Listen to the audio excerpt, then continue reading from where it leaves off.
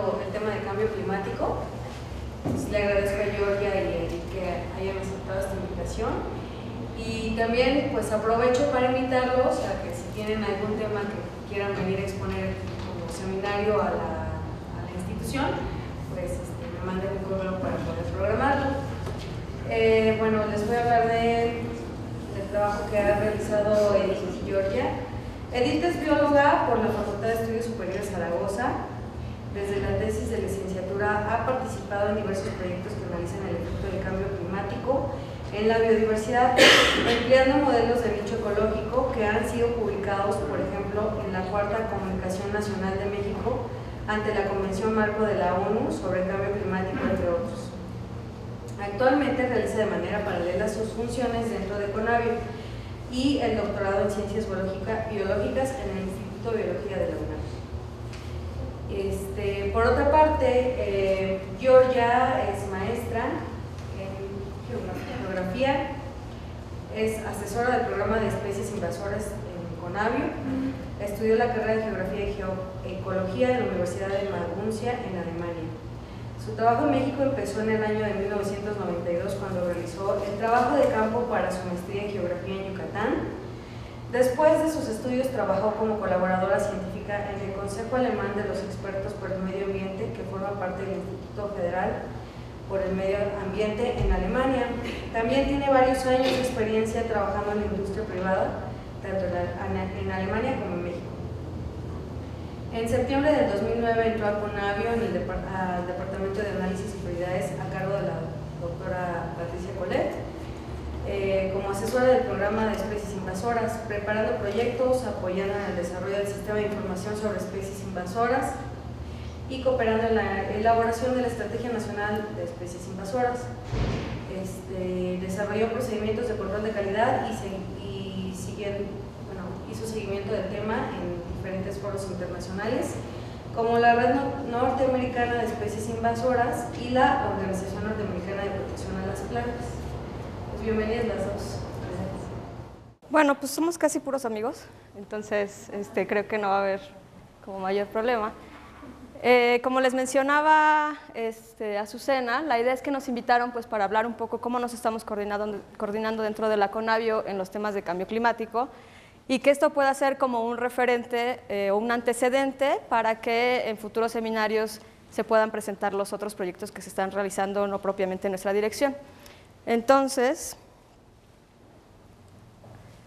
en principio pues vamos a hablar, ya saben, de un tema que ha sido polémico, que ha sido bastante difundido, todo el mundo sabe al menos algo de lo que se trata cambio climático, pero que como que la postura está ahí en la mesa, ¿no? Es decir, ha sido un tema que todo el mundo ha tachado como será, nos están engañando o no, pero la pregunta es si por eso vamos a hacer o dejar de hacer algo, ¿no?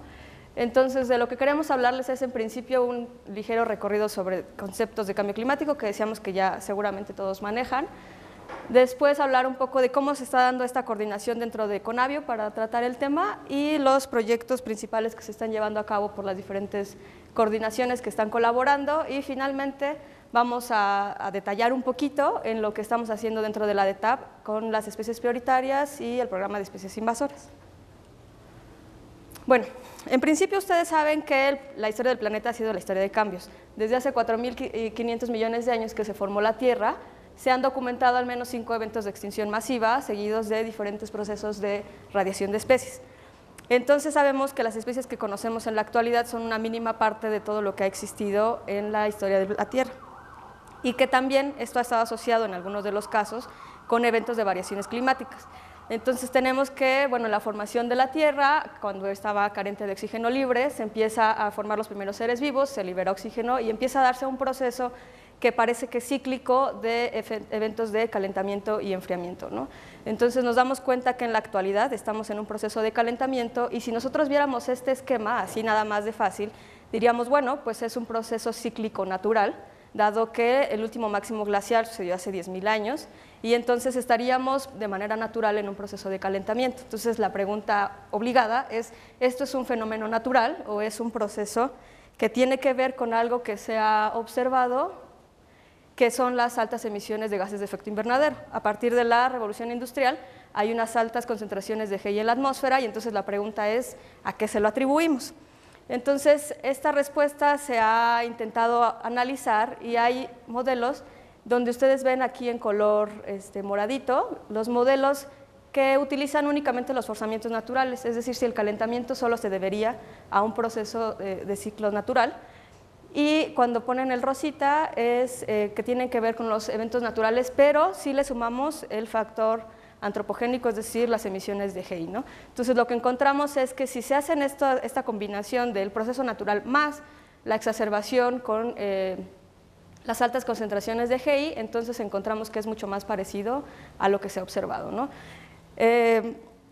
Esto, sin embargo, sabemos que no es nuevo. Esto ya ha pasado en la historia de la Tierra, cuando, por ejemplo, en el Cretácico habían 10% más niveles de CO2 en la atmósfera.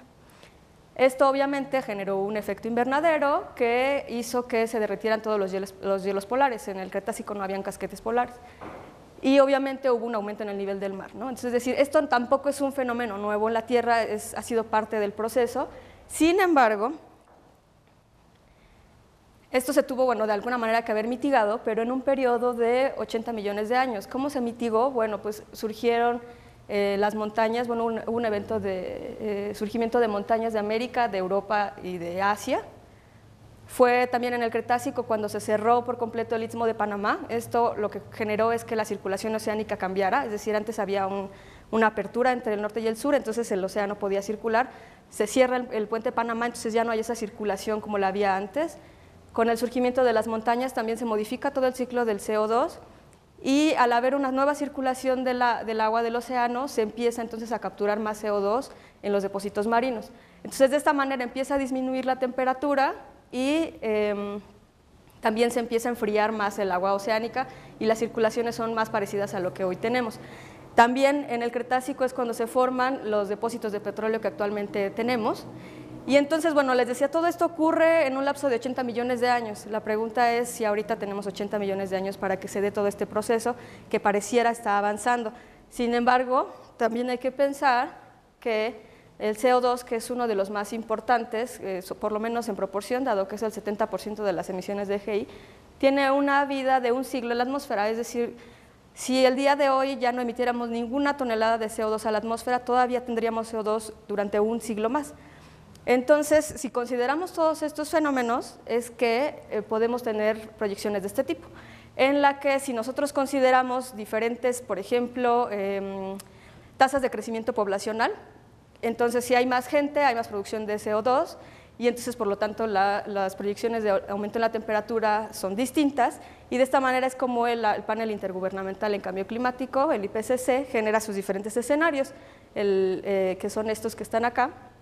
Y obviamente a cada escenario hay características asociadas y un aumento diferencial. Entonces vemos que hay aumentos desde 1 grado hasta 6 grados. También vemos que es muy dispar el nivel de incertidumbre, ¿no? Es decir, aquí está el intervalo, lo más probable, y este es el intervalo posible, ¿no? Entonces en este caso, que es el escenario A1, pues puede subir desde 2 grados hasta 6, o sea, es una barbaridad realmente. Sin embargo, esta línea rosita es las concentraciones constantes, es decir, si después de del año 2000 no hubiéramos emitido ninguna tonelada más de CO2, ya nada más por eso que yo les decía que se tarda un siglo, tendríamos un aumento de aproximadamente medio grado. Entonces, sí podemos saber que aunque no sea seguro el 6 grados, sí hay una posibilidad de aumento de la temperatura y que esto obviamente tiene otro tipo de repercusiones. No nada más es el aumento de la temperatura, sino también se prevé una modificación en los regímenes de lluvias, provocando sequías y lluvias más intensas, y que obviamente esto tiene pues, repercusiones en la biodiversidad, ¿no? Se han documentado ya en la actualidad algunas respuestas de la biota, que tienen que ver, por ejemplo, con respuestas fenológicas, es decir, si hay más calor, algunos eventos que se disparan con señales climáticas, como puede ser la floración, se ha observado que la floración en unas especies alpinas que se estudiaron se adelantó, ¿no? Como si la primavera se hubiera adelantado, y también, por ejemplo, se ha asociado con la puesta de huevos. También se han observado cambios en la estructura de las poblaciones, por ejemplo, los reptiles que tienen determinación sexual, a cierta temperatura nacen hembras y a cierta temperatura nacen machos, entonces obviamente si se cambia la temperatura, pueden nacer más hembras que machos, depende de la especie, y entonces esto hace que la estructura de la población vaya modificándose. Hay por ahí un par de artículos que proponen que, por ejemplo, la extinción de los dinosaurios sí tuvo que ver con esto que sabemos del meteorito y etcétera, pero que se ha encontrado que anterior a este evento ya había una modificación en la estructura poblacional debido a cambios en el clima. Entonces, si ya hay una estructura poblacional dañada y le metes un evento extremo, obviamente las poblaciones no son capaces de responder. Después también se ha encontrado cambios en la distribución de las especies, obviamente como respuesta a esto, es decir, si actualmente estas condiciones ya no me son viables, pues entonces puede haber un proceso de cambio en la distribución. Las interacciones obviamente se van a alterar como resultado de esto, es decir, si las plantas están floreciendo antes y los polinizadores no tienen esa misma respuesta, las interacciones se están modificando.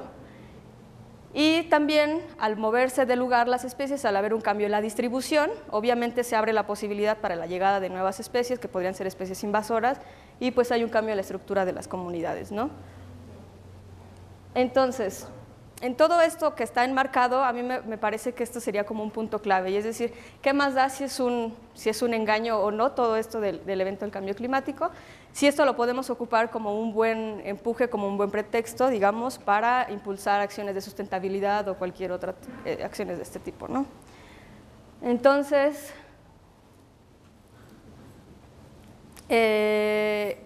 ¿cómo está en todo este marco, en todo este escenario, cómo está parada la CONABIO en eso? Dado que hemos visto que fue como un boom, un auge, que casi de la noche a la mañana en todas las instituciones, empezaron a crear el área de cambio climático, una oficina especial que atiende los temas, etcétera, y que en CONABIO no hemos visto como ese salto que todos lados se están dando. Entonces la pregunta es ¿cómo estamos parados y cómo estamos trabajando en esa dirección? Y la respuesta es que estamos como que ocupando la estrategia de todos y ninguno, es decir, no hay una coordinación estricta, o sea, no hay un área estrictamente de cambio climático, pero eso nos da como la posibilidad a tener al mismo tiempo a toda la CONABIO pues, para los proyectos diversos que se tienen. Entonces, actualmente, ahorita estamos trabajando principalmente Corredor Biológico, la Dirección General de Bioinformática y nosotros en la DETAP con diversos proyectos para atender el tema de cambio climático, cada quien desde sus funciones, como digamos, desde donde tiene su expertise. Entonces, de esta manera es como actualmente estamos trabajando, por ejemplo, en la Estrategia Nacional de Adaptación, que está siendo coordinada por el Instituto Nacional de Ecología y que es una petición directa de presidencia. Y entonces la CONABIO está participando a través de mí, que soy el enlace, digamos, y el doctor Sarucán, por ejemplo, forma parte del Comité Técnico Asesor de la estrategia, ¿no? Por otro lado, también está la Comisión Intersecretarial de Cambio Climático, que fue creada por el presidente en 2007, y está formada por 9 secretarías, dentro de ellas la Semarnat, y nosotros en CONABIO formamos parte de eso, como parte del sector ambiental, y también obviamente como todos en CONABIO pues, colaboramos en la revisión de documentos externos, como por ejemplo las propuestas de ley que están ahorita en la Cámara de Diputados, en algún momento llegaron a nosotros para ser como revisadas y emitir la opinión. Y una parte importante con la que se está trabajando es el Programa Especial de Cambio Climático, que fue publicado en 2009 en el Diario Oficial de la Federación y que se desarrolla a través de diferentes metas. Entonces tiene metas de mitigación y metas de adaptación, y entonces aquí tenemos que el Corredor Biológico está desarrollando las metas que tienen que ver con manejo sustentable. En la DETAP tenemos a cargo 3 metas que tienen que ver con especies prioritarias e invasoras, y en el área de bioinformática tienen una meta que tiene que ver con el monitoreo de la cobertura del suelo. Entonces, lo que voy a hacer es explicarles como muy a grandes rasgos los temas, y como les decía, la idea es que en futuros seminarios los encargados y los responsables de cada proyecto puedan venir a hablar ya en extenso de los trabajos que se están haciendo, de los resultados que han obtenido, pero igual si tienen alguna duda, como digamos, como rápido, no sé, ellos están aquí también por si quieren consultarles algo. Entonces, en el corredor, lo que se está haciendo es, a través de un convenio de colaboración que se tiene con la SAGARPA, trabajar en proyectos de manejo sustentable. Y tiene que ver con, sí, obviamente, incorporar tierras al manejo. tener área reforestada y reducir el uso del fuego. Entonces, este proyecto inició en la selva lacandona, es un primer proyecto piloto que tiene el corredor, en donde la meta es incorporar al manejo sustentable 125,000 hectáreas de tierras en zonas que integran el corredor biológico y que actualmente se ha llegado a 88,000 hectáreas mediante pagos por servicios ambientales y acuerdos comunitarios, también a través de agroforestería, y se tiene actualmente el 70% de avance en la meta para el 2012. La otra meta del corredor, que se refiere a implementar el convenio de colaboración justamente con la Zagarpa, se firmó en 2008, por lo tanto es una meta que ya está concluida, y a través de este convenio es que se desarrolla este primer proyecto piloto en el área de Marqués de Comillas, en la selva lacandona.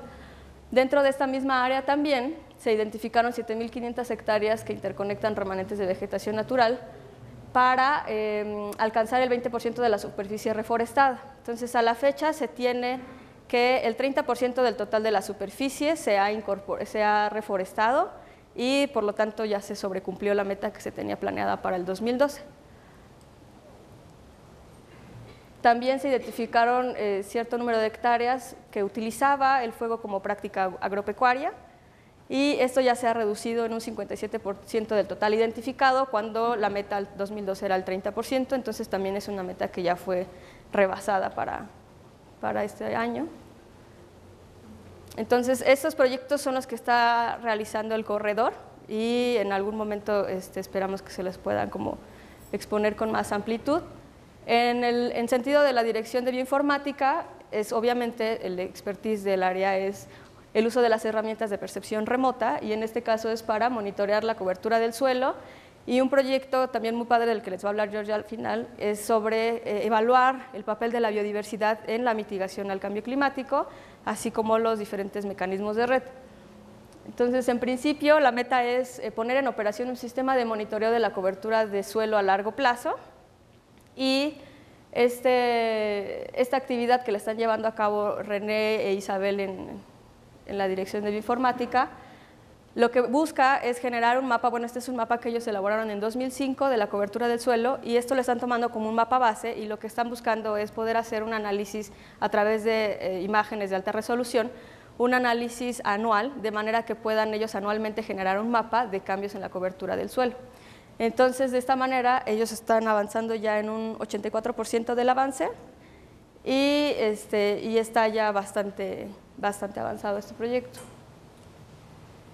Y bueno, en relación a nuestra dirección, en la DETAP, lo que estamos haciendo es partir del supuesto de que el cambio climático va a impactar de manera diferenciada a cada una de las especies, y esto puede ser que amenace a unas y que beneficie a otras. Entonces, de esta manera, a nosotros nos interesa saber qué especies en ese caso son vulnerables, a qué son vulnerables, qué otras amenazas, porque sabemos que el cambio climático es algo que no está aislado, hay un montón de amenazas también para las especies, y qué se puede hacer para reducir la vulnerabilidad de ellas. Entonces, un primer paso que hemos dado es iniciar con el uso de modelos de nicho ecológico de especies, y es decir, estos funcionan a través de hacer asociaciones entre el sitio donde se ha colectado una especie y el ambiente que se encuentra en él, de manera que a partir de hacer estas asociaciones podemos identificar o modelar el nicho ecológico de la especie y decir, bueno, pues las condiciones viables para que en este caso el quetzal pueda vivir son estas. Entonces, ya que tenemos modelado el nicho, nosotros ubicamos geográficamente en proyecciones al futuro con escenarios de cambio climático en donde podría encontrar sus zonas geográficamente para vivir, que le sean viables, y de esa manera entonces podemos generar este set de mapas, ¿no? En donde si el quetzal encontramos que en el presente se ubica en estas zonas, por ejemplo, potencialmente, es decir, sus áreas potenciales para vivir, bajo escenarios de cambio climático al 2030 o al 2050, en donde las podríamos encontrar, y bueno, al menos en el caso del quetzal, pues vemos que hay una importante reducción de las áreas, ¿no? Entonces, bajo esta estrategia, digamos, es que se modelaron 1.470 especies de vertebrados terrestres en colaboración con el INE y con la UNAM, de vertebrados prioritarios, considerados así por ser endémicos o de distribución restringida, etcétera, y a partir de eso nosotros encontramos que al menos 60 especies de estos vertebrados analizados son vulnerables al cambio climático, dado que en escenarios futuros ya no encuentran áreas geográficamente viables para su distribución, es decir, esas condiciones que para ellos les son favorables ya no se encuentran en ningún sitio en la geografía en el futuro.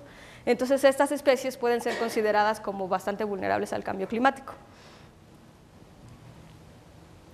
A partir de estos análisis también generamos estos mapas de riqueza, digamos de riqueza en términos de las especies que usamos, en los que a lo mejor así a simple vista realmente no se ven grandes diferencias, pero si ustedes ven el número máximo de especies que se pueden encontrar en un sitio, por ejemplo, este disminuye, como obviamente como efecto o el movimiento de la distribución de especies o de que algunas ya no encuentran zonas para su distribución, y pues también unas zonas de importante riqueza, por ejemplo, pues se van como perdiendo, ¿no?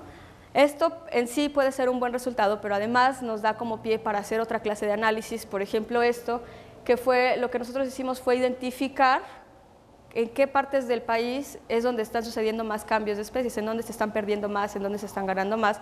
Y los rojos son zonas de pérdida y los verdes son zonas de ganancia de especies. Ganancias en términos de que antes no estaban y por efectos de cambio climático se mueven y entonces ahora están, ¿no? Entonces vemos que, por ejemplo, aquí es evidente que son más las zonas que pierden especies que las que ganan, ¿no? Y que además esto coincide mucho con que las proyecciones más drásticas de cambio climático se están dando hacia el sur, hacia la zona de los desiertos, y son las zonas que pues, se verían como bastante impactadas en función de las especies que perderían. También nos preguntamos, por ejemplo, cuál podría ser en este caso el papel de los corredores biológicos en la protección de las especies. Y entonces hicimos este pequeño análisis con los sitios prioritarios que identificamos en el estado de Oaxaca, a nivel del estado, de 1 kilómetro, que son estos rositas, y entonces pusimos debajo el mapa de riquezas de especies que nosotros generamos con los modelos de nicho, y dijimos, bueno, pues la coincidencia de las ANPs con la riqueza de las especies es menor al 1%, mientras que obviamente el corredor es evidente, cubre aproximadamente el 50% de las áreas de mayor riqueza. ¿Qué pasa entonces si lo proyectamos a un escenario de cambio climático? Y lo que encontramos es que obviamente el corredor sigue siendo más eficiente en la protección de especies que las áreas protegidas, cuando, por ejemplo, en un escenario de 2050, a pesar de los movimientos de las especies, el corredor sigue cubriendo el 42% del área de mayor riqueza, ¿no? Entonces, este tipo de análisis también son bien importantes pues, como para identificar justamente el papel de generar conectividad entre las áreas y no mantenerlas aisladas, ¿no? La pregunta obligada, entonces, para nosotros y que pensamos responder en lo largo de este año, es si esto pasa con este pequeño ejercicio de corredores a nivel estatal, ¿qué está pasando con el gap analysis, ¿no? Es decir, los sitios que ya identificamos a nivel nacional, ¿cómo se van a ver modificados con escenarios de cambio climático? Las áreas de mayor riqueza, perdón, de mayor prioridad, ¿se van a mantener o no se van a mantener? Entonces, es una pregunta que a nosotros nos interesa responder, digamos, a lo largo de este año. Y algunos de los próximos pasos es que, bueno, a partir de las especies que nosotros ya identificamos como vulnerables en este análisis, que obviamente es falsible, solo consideramos, por ejemplo, vertebrados, no se consideraron plantas, etcétera, pero bueno, ya es como un primer set, un primer conjunto de especies. Pensamos que pueden haber como dos caminos, y uno es que estas especies identificadas como prioritarias, ver cuáles de esas especies, dadas sus propias características, nos pueden servir como especies centinela para identificar las modificaciones o los cambios, o más bien los efectos del cambio climático en la biodiversidad, y entonces a partir de eso poder implementar programas de monitoreo. Este proyecto además nos emociona mucho porque es un proyecto que estaría haciendo sinergias con otras coordinaciones del área, o sea, por ejemplo, con la coordinación de especies prioritarias justamente, y se pueden hacer proyectos conjuntos para hacer monitoreo de especies ya muy en particular. Y el otro camino que estamos planeando, digamos, es como lo que mucha gente cuestiona, y es decir, ya identificaron cuáles son las especies más vulnerables y ahora qué hacemos, ¿no? O sea, está bien con quedarnos en eso. Y entonces hay muchas propuestas para diseñar estrategias de adaptación de las especies. La más sonada, que supongo que ustedes al menos conocerán, es esta idea de la migración asistida, y es decir, ¿por qué si nosotros ya sabemos dónde están las condiciones nuevas para la especie, o sea, ya sabemos a dónde se puede ir, pero es una especie con baja capacidad de dispersión, pues ¿por qué no la llevamos nosotros, ¿no? Sin embargo, hay muchos supuestos ahí alrededor de eso. es una idea que suena mucho, pero que sin embargo ha sido muy poco estudiada, trabajada y analizada, pero que sin embargo nos da una idea, que todos estamos buscando qué acciones serían importantes hacer para poder adaptar o ayudar a la adaptación de las especies a este proceso.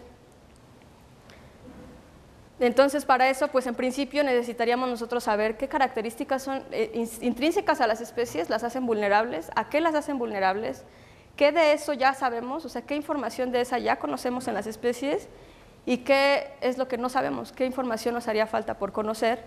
Y entonces, a partir de esto, nosotros podríamos, bueno, identificar, además de proyectos prioritarios de investigación, es decir, cómo empezamos a cubrir esos vacíos de información que tenemos. Nos ayudaría, por otro lado, también a cumplir con nuestra meta del PEC, que se refiere a generar conocimiento sobre las especies más vulnerables, y nos ayudaría, sobre todo, a sentar las bases de información para, a lo mejor, ir en la dirección de generar estrategias de adaptación de las especies. Bueno, en una de las láminas de Edith que vimos, esta habla de los impactos del cambio climático sobre las especies nativas.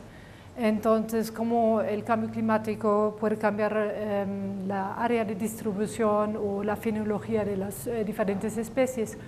Entonces, es muy probable que el cambio climático también tiene efectos a las especies invasoras, aunque las respuestas de esas especies pueden ser muy distintas. Y en general, no, por otro lado, en general se estima que sí, el cambio climático, por los aumentos de la temperatura y las modificaciones en la precipitación, van a tener efectos que vamos a tener mayores invasiones y de mayor número, y eso por una parte se debe a las características que llevan las especies invasoras. Muchos son muy tolerantes a amplios rangos climáticos, tienen una distribución extensa, muchos tienen una tasa de reproducción elevada y un tiempo corto de maduración. Hay un ejemplo que es, por ejemplo, el pez león en Yucatán, que la hembra puede soltar cada 4 días huevos que se dispersan con la corriente. Entonces sí hay una reproducción muy alta y una dispersión muy fácil, ¿no? Y por otro lado también tenemos, estas especies tienen mecanismos eficaces de dispersión, como en este caso, y otros son muy resistentes al fuego y otras condiciones externas, como por ejemplo el Zacato buffel, el Penicetum ciliare, que es un pasto africano en el norte de México, introducido en el norte de México para forraje.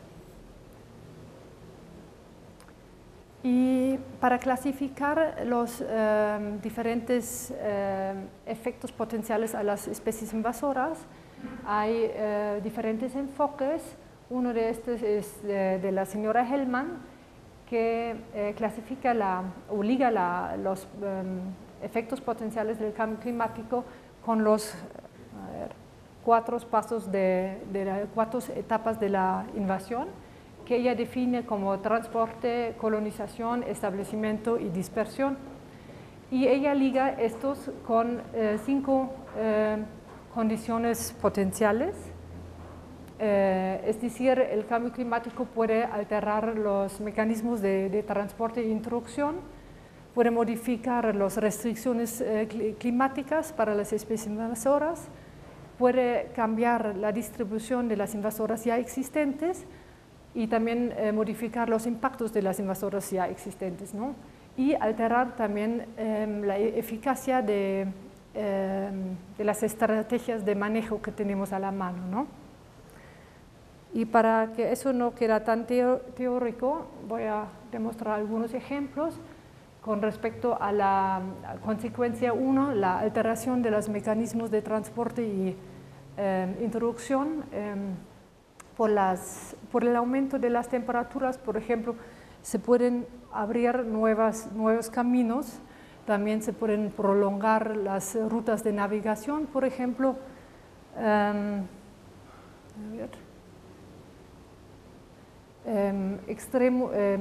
Eventos extremos de clima pueden facilitar la introducción y la dispersión de organismos vía aire o vía corrientes,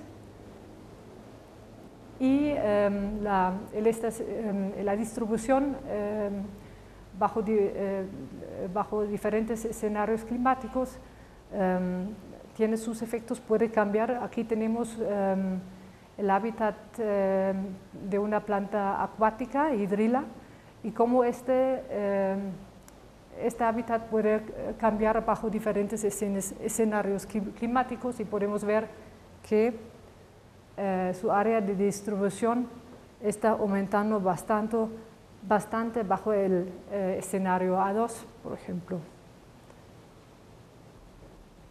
Otro ejemplo se refiere al punto de manejo. Por el momento hay varias especies invasoras que podemos manejar con medidas como se ven aquí, es decir, medidas mecánicas de control, pero si con el cambio climático las especies invasoras aumentan mucho más su distribución, bueno, esas medidas ya no van a ser factibles. Bueno, ahora brincamos de la introducción un poco teórica a las tareas que nos tocan en el programa de especies invasoras. Eso es una de las metas que Edith mencionó anteriormente, elaborar el Programa Nacional para la Prevención y Control de las Especies Invasoras de Alto Impacto en la Biodiversidad. Y para lograr esto hay 5 eventos claves que tenemos que trabajar para llegar a este programa. Y el primero es el más crítico, porque elaborar un sistema o una metodología que conlleva criterios consensuados significa que tenemos que involucrar varias instituciones para llegar a esto. Entonces, eso nos llevó un buen rato y todavía esta meta no se cumplió por completo. Ya revisamos los datos existentes, pero todavía estamos trabajando en los criterios. Y en esta meta participan varias otras instituciones, y para lograr estos criterios, entonces lo que hicimos es organizar un taller el año pasado, y llegamos a estos 11 criterios y una metodología. Y ahora lo que estamos haciendo es probar nuestra metodología si realmente funciona para todos los grupos taxonómicos, porque lo que queremos es desarrollar una metodología que es como tipo una metodología simple de preevaluación para poder juzgar qué tan invasora es cada especie, para tener una, ¿cómo se llama?, una lista de prioridades y saber con cuáles especies vamos a empezar a trabajar. Para eso, durante el evento se formaron 5 grupos para peces, invertebrados acuáticos, plantas, invertebrados terrestres y vertebrados terrestres, y estos grupos ahora trabajan con nuestra metodología y están probándola. Y ya tenemos algunos retroalimentaciones, y con estas retroalimentaciones estamos afinando la metodología, y esperemos que hacer otro taller este año para ya tener la metodología lista y tener todas las especies invasoras evaluadas a través de esta metodología, y poder continuar con los otros pasos necesarios para cumplir con esta meta. Y esto, bueno, se basa también en los cambios que se realizaron en la Ley General de Vida Silvestre, que exigen que el gobierno, o más bien la Semarnat, está estableciendo estas listas de especies invasoras a través de una norma o a través de acuerdos intersecretariales. La otra meta se trata de elaborar e implementar un sistema de análisis de riesgo y alerta temprana sobre especies invasoras de alto impacto potencial en los ecosistemas y especies de México, con énfasis en especies endémicas restringidas y especies de riesgo. Bien largo, ¿no? Por supuesto. Y igual tenemos aquí otra vez 5 eventos claves que tenemos que cumplir para llegar a esta meta. Y entonces lo que ya hicimos es revisar una buena parte de los sistemas de alerta temprana que existen. Y bueno, como se nota, estos dos metas están muy ligadas el una a la otra. En los dos se necesitan como paso 2 análisis de riesgo, es decir, primero es la preevaluación, y una vez que tenemos la preevaluación de las especies invasoras, hay que ver cuáles de las cuales necesitamos hacer un análisis de riesgo para establecer más si realmente, ¿cómo decirlo? Qué importancia tienen para nuestro programa. Y una vez que tenemos seleccionado a través de la preevaluación y los análisis de riesgo las especies que más impacto tienen a los ecosistemas vulnerables, entonces empezamos con la propuesta para el diseño del sistema piloto de detección temprana. Ahí vamos a trabajar muy en conjunto con NAMP, pero a eso voy a este punto voy a volver en otra lámina cuando se habla del proyecto GEF. Estas son las otras actividades que ya llevamos a cabo en el programa de especies invasoras. En el marco de la cooperación y colaboración trilateral, trabajamos con la Organización Norteamericana para la Protección a las Plantas, y ahí en conjunto con nuestros colegas de Estados Unidos y de Canadá, trabajamos en los paneles de especies invasoras y de análisis de riesgo en un documento sobre el impacto del cambio climático al instrumento de análisis de riesgo. Este documento ya está casi listo, pero todavía no está publicado, está en revisión.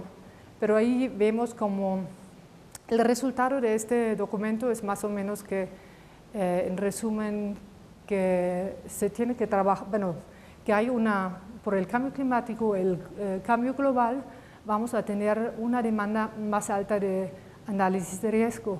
Y por otro lado, los análisis de riesgo que ya existen necesitan ser revisados. Entonces, significa que tenemos que poner tipo fecha de caducidad a cada análisis de riesgo, porque según el clima cambia, puede ser que la distribución de las especies invasoras se altera, y eso se tiene que tomar en cuenta en los análisis de riesgo. Entonces, nuestras conclusiones son que ahí tenemos que irnos paso por paso, caso por caso, es decir, realmente ver cada especie por sí, y que no se puede dar una respuesta en general. El otro que estamos trabajando es, aplicamos para un proyecto financiado por el Global Environmental Facility Fund, y parte de este proyecto es un proyecto sobre especies invasoras, y parte del proyecto también vea la interacción entre cambio climático y especies invasoras. Por un lado, queremos hacer igual para las especies prioritarias, hacer modelaciones para ver cómo se comportan las especies invasoras bajo diferentes escenarios de cambio climático en su distribución, por ejemplo. Y por otro lado, queremos reforzar y apoyar a los esfuerzos que existen a nivel estatal. Varios estados están trabajando en sus planes estatales de cambio climático o en sus estrategias estatales de biodiversidad, y queremos que se integra el tema de cambio climático a nivel estatal en estas actividades. Y entonces las revisiones de los planos que se integra, o en caso que el Estado todavía no empezó, sensibilizar a la gente a cargo de esos temas, de integrar el tema de especies invasoras. Otra parte es la colección de la literatura, aunque la ciencia se dedica ya bastantes años al tema de las interactuaciones entre cambio climático y especies invasoras. Aún los conocimientos son bastante incipientes. Hay varias publicaciones, sobre todo sobre modelaciones, pero ahí también hay un desequilibrio porque hay muchas publicaciones sobre plantas y animales y casi no hay nada sobre microorganismos. Por otro lado, hay muchas publicaciones sobre qué pasa cuando cambia la temperatura o los niveles de CO2, pero casi no hay trabajos que consideran otros factores como la precipitación. Entonces ahí intentamos de mantenernos al tanto y siempre estar lo más actualizado posible en el tema. Ahora voy a abarcar terreno medio desconocido, porque eso se trata de trabajos que se realizan en la dirección de geomática, que Edith anteriormente ya mencionó. Por un lado es los trabajos que se hacen a RED. A propósito de RED Plus, son las siglas en inglés para reducción de emisiones por deforestación y degradación, y el Plus es por las contribuciones en los manejos sostenibles dentro de este esquema. Y la CONAVIO, en conjunto con la FOA, con la CONAFOR, quiere hacer un monitoreo de ecosistemas captando cambios de uso de suelo de forma anual de muy alta resolución, es decir, se va a trabajar con datos de satélites de 5 metros y esto anualmente. Y este sistema permitirá de hacer análisis y modelos de cambio de cobertura de suelo basados en resultados de modelos climatológicos en el futuro, y permitirá unos análisis más exhaustos de los cambios que ya han ocurrido en el pasado. Si tienen preguntas a propósito de esto, está Melanie y está Michael para contestarlos. Y el otro proyecto que se lleva a cabo tiene el bonito nombre Robin. Ahí se trata de cuantificar el papel de la biodiversidad de México hasta Bolivia en sistemas terrestres en la mitigación del cambio climático. Entonces, ahí se trata de una colaboración a nivel internacional con varias instituciones, tanto latinoamericanos como europeos, que conjuntan sus esfuerzos en este proyecto. Y la tesis es de si los ecosistemas complejos y pristinos y más diversos tienen más capacidad de contener y absorber carbono. Y, bueno, claro, en cuando se degradan, entonces liberan parte de este carbono. Y la antítesis, bueno, ecosistemas bajo manejo o sistemas artificiales pueden absorber carbono más rápido y reforestación con especies no nativas pueden contribuir en mitigación, que es un gran miedo que tomando, considerando o enfocándose nada más al cambio climático y cómo reducir los gases de efecto invernadero, que se pierde un poco el enfoque que los ecosistemas, qué tipo de servicios nos provienen los ecosistemas, aparte de la reducción del carbono de la atmósfera, ¿no? Como servicios ambientales como agua, salud humana, por ejemplo. Y ahí la dificultad va a ser de hacer las definiciones para poder trabajar en conjunto. ¿Qué es biodiversidad? ¿Cómo la definimos? O la integridad ecológica. Y cuáles son los servicios ambientales que queremos trabajar y las consecuencias no previstas de esas acciones de maximizar la mitigación de los gases de efecto invernadero. Y la tarea va a ser de seleccionar ecosistemas. En total se van a seleccionar 16 sitios en toda América Latina sobre un gradiente seco, húmedo, degradado, pristino, rico, pobre en diversidad biológica, ¿no? Y van a intentar establecer la línea base de los ecosistemas, y eso es parte del Work Package 1.2, y establecer el estatus actual de estos ecosistemas. Michael, ¿quieres añadir algo más? Bueno, quizás solamente que es un proyecto que realmente trata de usar los datos existentes, entonces no pretendemos ir al campo y colectar. Es un esfuerzo internacional donde varias instituciones se juntan y juntan sus bases de datos. Está a bordo en MAPA de Brasil, en Bolivia la Comisión Nacional Forestal, en Guyana la Comisión Nacional Forestal, en Panamá la Secretaría del Medio Ambiente y en Costa Rica INVIO. Y el reto realmente es establecer una enorme base de datos aquí en la CONAVIO. CONAVIO de hecho tiene la tarea en Work Package 4.3 de armar la base de datos y luego empezar a modelar. Melanie está en el proyecto y varias otras personas de la CONAVIO para poder realmente decir algo sobre la liga entre la biodiversidad y el almacenamiento y absorción de carbono y también algunas relaciones cuantitativas sobre efectos sobre servicios ambientales. 4 años. 2014. ¿Tienen algunas preguntas sobre las láminas anteriores? Sí. Bueno, primero ahorita aquí lo de gradiente seco, entiendo lo que es el gradiente, pero seleccionar los sitios de los ecosistemas, ¿cómo va a ser eso? Y la otra pregunta es, a lo mejor para que se pueda comentar, perdón que insista en lo de los escenarios, pero es donde tengo más dudas, en los escenarios climáticos. Los escenarios o la resolución que se habló hace un rato no se especificó exactamente cuál resolución, pero cuando se habla de imágenes a 5 metros, ¿cómo va a ser ese manejo de las resoluciones de los escenarios climáticos a esas escalas contra 5 metros que es de muy alta resolución para poder hacer esos análisis y obtener resultados de esos escenarios climáticos? Bueno, son dos preguntas separadas, ¿no? La primera es, te refieres al esquema RED. RED es nacional. Nosotros el plan nacional que tenemos aquí en la CONAVIO junto con CONAFOR es realmente juntar los datos de 5 metros de resolución y producir una cobertura, cambio de uso del suelo anual. En estos momentos la discusión puede ser bianual.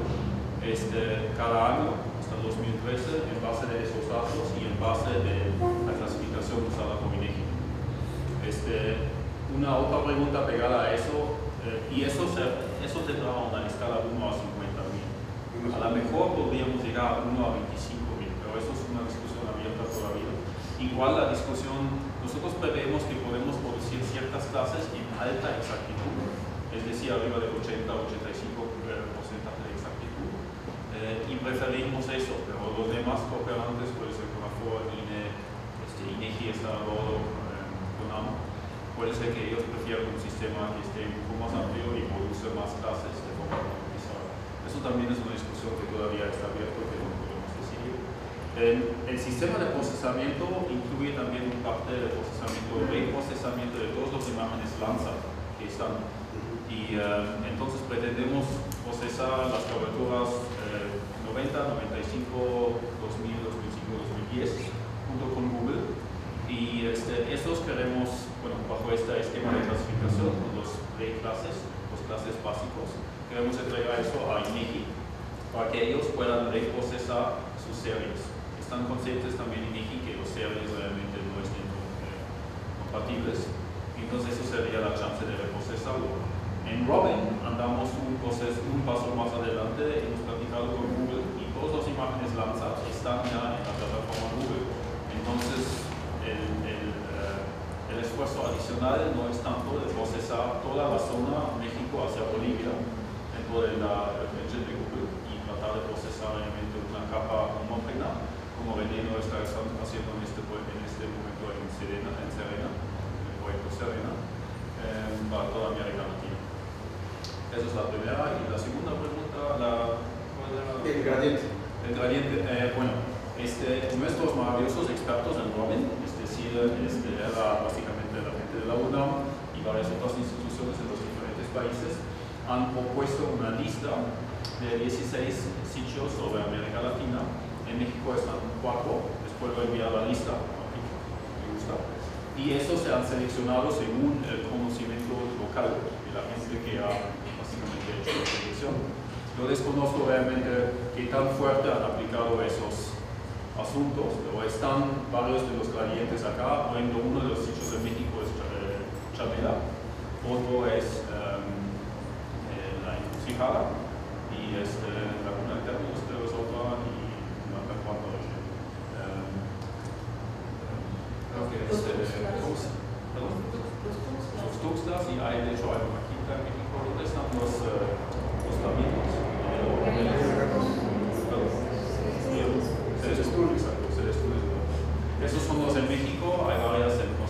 en Panamá, en Brasil. De hecho, nuestros son un poco mejor descritos que los demás. Brasil, por ejemplo, además registró varios sitios enormes de 5.000 hasta 10.000 kilómetros cuadrados donde ellos quieren trabajar y usan principalmente los números nacionales. Respuesta.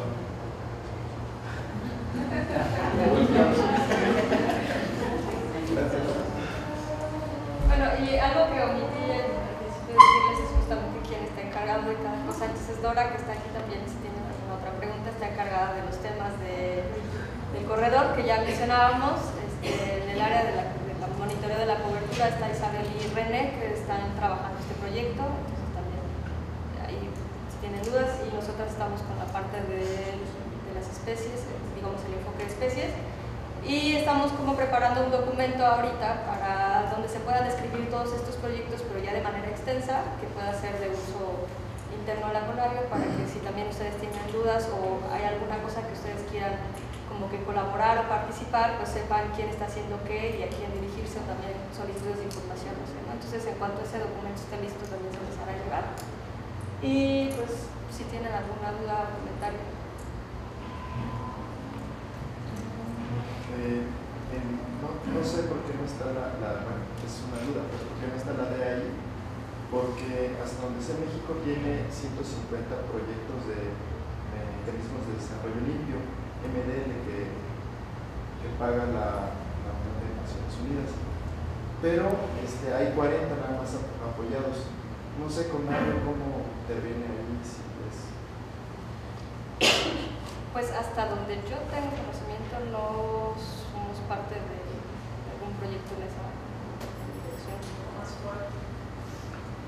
Hasta donde yo tengo entendido, sí, a pesar de que sí están estos proyectos de mecanismos de desarrollo limpio, no está ninguno, ninguno tiene base en la Conavio, digamos, ¿no? Como tal.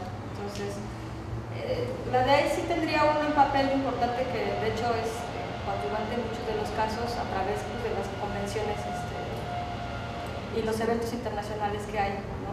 Tiene que ver pero en la parte técnica, digamos, esto es lo que se está...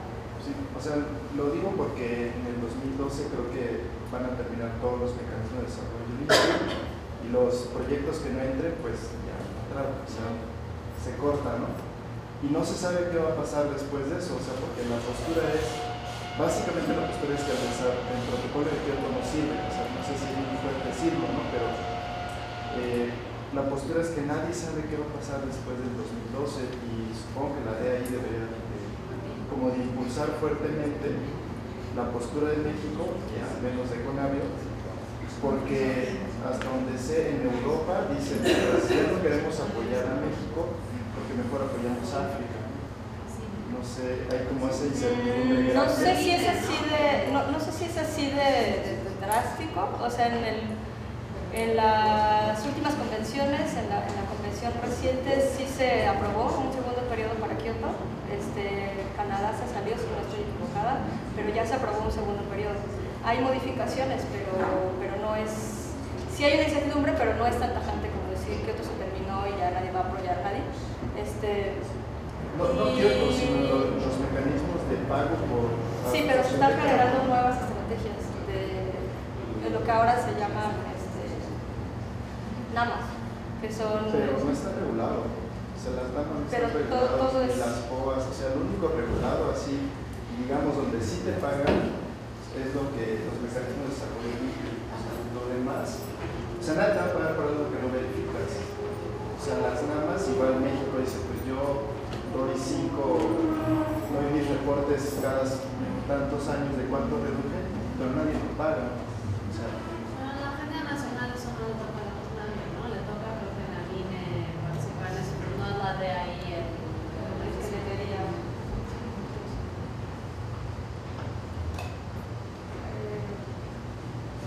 ¿Algo más? Sí.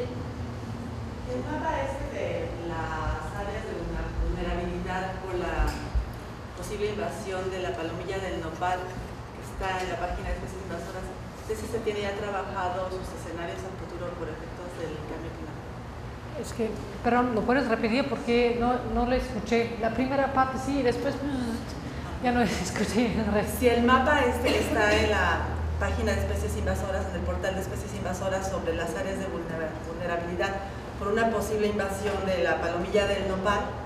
Se tiene trabajado ese mapa para posibles cambios que pudieran ser de ese mapa que está ahorita actualmente por los efectos del cambio climático a futuro.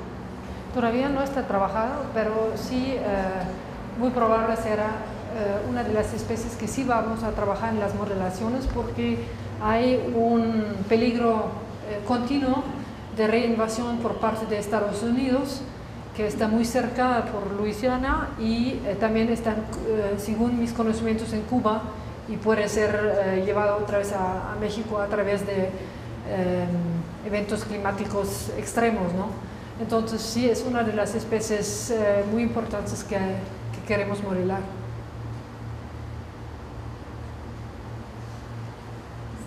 A lo mejor es para las dos. En las modelaciones ya salen las especies que pueden ser prioritarias o las invasoras. ¿Incluyen la vegetación o solo van a ser parámetros ambientales? Para la identificación de sitios potenciales. Porque si se mueve, o sea, que tanto, a lo mejor el bicho puede llegar ahí porque sea lluvia la correcta o así, pero todavía no han llegado como los árboles. No sé cómo. Pues debido justo a lo que hablábamos como al principio de que es los impactos son diferenciados, es decir, como decías, puede ser que responda a una especie, pero el bosque de pino al que está asociado no. En realidad las modelaciones en general se hacen de manera individual y solo se consideran escenarios, variables ambientales, digamos, en términos generales. Sin embargo, para especies, digamos que en particular, se puede ocupar según la especie alguna otra variable de importancia, por ejemplo, tipo de suelo, ¿no? Si es que eso fuera importante para tu especie o algún otro caso. En nuestro caso, cuando hicimos las especies prioritarias, solo fueron variables ambientales. Para Edith, me llama mucho la atención el concepto de especie centinela, ¿no? Podría salir a partir de las especies más vulnerables o que pudieran llegar a ser más vulnerables. ¿Cómo sería el proceso para que una especie que tú tienes identificada como muy vulnerable se pueda usar como una especie centinela? En realidad, como lo estamos planteando, es a partir de